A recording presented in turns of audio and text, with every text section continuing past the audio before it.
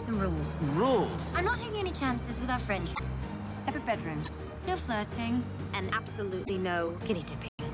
Come on! Yeah, well, Emma and I are just good friends. You sure about that? Anyway, she's not my type. Which is exactly why I like her. She made you decent, and then in return, you made her so happy. One day you check in on the same characters on the same day every year for 20 years. Sometimes they're together, sometimes they're not. But it is the day that they meet or get to know each other in Edinburgh in '88 when they graduate from university. With the book, at the end of it, you feel like as though you've lived alongside these people. And I thought with the movie, you know, it would feel more like a photo album that you would look through, where you could see someone one way at the beginning, and then at the end they're very different, and piece together the story of how they got there. And that was going to be our job, was piecing it together. You can really dip into these people's lives and sort of just catch up with where they're at, you know, for a whole span of 20 years. I mean, it's quite rare you get to see every year for 20 years in somebody's life. And just the scope that, you know, what people actually go through and how they change, and the different, you know, situations and relationships and points of views and perspective on life, you know, change as the story sort of goes along.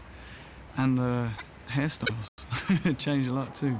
In the book, each section is dated, but we had to think of a way to make this cinema. You know, we've never actually met. Actually, we have.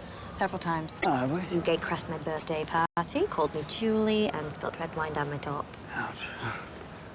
Well, I'm sorry about that. No, not at all. You were delightful. No, was I? No, you weren't. Look, if you're not Julie, then... I'm Emma. Emma. Emma Morley. Emma Morley. Oh, listen, I'll walk you home.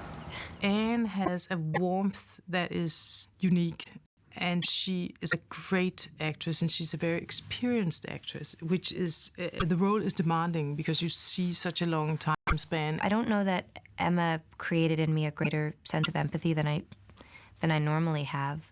The thing that was different about her was she wasn't just mine. I mean, the fans of the book are so possessive of her, and rightly so, and I understand that if I wasn't playing her, I'd probably be very possessive over her. There's a safety you get with someone as experienced as her that is special. It helps that the characters are themselves so enjoyable. I mean, Dex is so frustrating, and Emma's so admirable. You know, I thought about you. I think about you. You and me. Really? Okay. Dex. The problem is I fancy pretty much everyone. Oh, No, I mean anyone. Really, I mean, it's like I've just got out of prison all the time. It's a real problem. I can imagine. Yeah, and this thing with Ingrid, you know, it's sex things. You know, just sex. Yeah, the point's been made, Dex. And Jim Sturgess, he dared not defend Dexter so much. He knew the world quite well, the music world that Dexter enters. And he has done a very, very interesting, courageous portrait because he's not vain. He's just very modest and has done his best and not tried to show always the best of Dexter.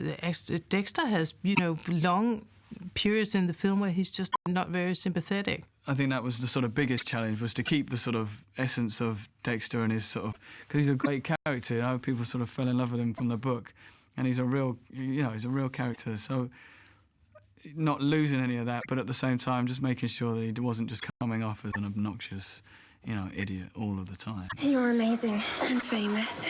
The glamour you get by casting someone like Anne Hathaway, Jim Sturgess, it's the other way around, that he brings in a credibility and authenticity that really suits the film as well. Yeah, you play it for real, or actually what sort of seemed to happen was if there was ever a scene that I thought was going to be a comedic scene, Lona would just say, no, let's play the truth of this, you know, and if there was a scene I thought was going to be really heartfelt and powerful, she'd go, well, why don't we make that silly and funny, you know, and she was always sort of looking to find new ways of sort of coming at the scene and the characters. If you're in a comedy, if you don't allow your character to think that they're in a comedy. I think it makes things funnier with the romance. I just think it keeps things more spontaneous and unexpected. And I mean, in Paris, it was kind of obvious that we were in a romance, but that's just because even when you're in Paris, you feel like you're in the center of some kind of wonderful romance.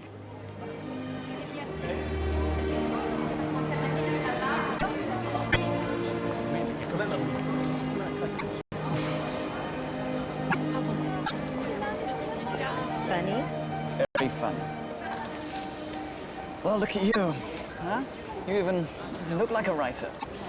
A writer in Paris. There's a word for this, isn't there? Butch. I was gonna say me. What do you look like? Me, a screwed up divorcee. So, my apartment's not far. Shall we? I remember one day during the shoot, the script supervisor said that she thought of the film as 20 small films. That it's 20 short films, but it's the same characters that carry you through. Each of those films has its own visual style and specificity in terms of music and cinematic style. When they're in Paris, it's over the top with pigeons and low sunshine and glitter coming from the canals. But when they're in South London, it's more kitchen sink realism. That was fun to kind of figure out who exactly she was in each of the short films and how it was going to support the film as a whole. Obviously, it was going to be a challenge to how do you show that someone grows very, very subtly, because the way you age, it's not like one day you wake up and you look completely different. It's a very, very gradual thing, and I think we were all kind of curious as to whether or not that you could effectively tell a story, in some ways that slowly, and still have it feel dynamic and still have it be interesting. So you're constantly sort of going, right, okay, now I'm 37 years old, now I've got a baby and I'm married to this woman. And then you'd have lunch and then you'd be filming and you might be 23 years old, just graduating from college. Or getting a job as a TV presenter. So you were constantly sort of moving around and trying to sort of keep up with yourself, and then you had to sort of keep up with where you were at with the relationship, that me and Anne had as Dexter and Emma. So we were like, okay, where are they at? Have they spoken all that year? Have they been hanging out that year? Have they not seen each other for the whole year and maybe spoken on the phone a couple of times, and now we're catching up with them now? So it was constantly changing, and I know me and Anne both found it really hard to sort of keep jumping around like that. When we were at university, I've always spoke you.